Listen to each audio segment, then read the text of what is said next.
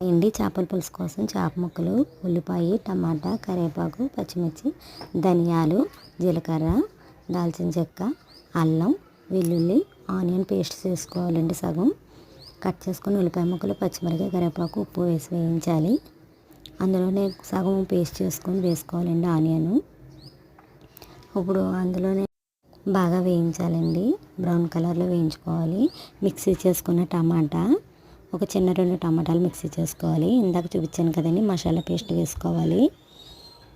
బాగా పచ్చివాసన పోయే వరకు వేయించాలి. పసుపు, 2 స్పూన్ల కారం వేసి బాగా ఫ్రై చేయాలి. అందులోనే చింతపండు పులుసు కూడా వేసుకోవాలి.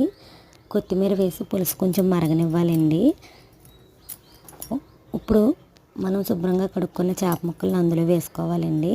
పులుసు మరుగుతుంది చూడండి. ఒక టమాటాని మరుగుతున్న పులుసులో ఇలా పిసుక్కొని వేసుకోవాలండి. టేస్ట్ బాగుంటుంది. ఒకసారి ఇలా ట్రై చేయండి. Thank you friends. వేడి వేడి చేపల పులుసు రెడీ.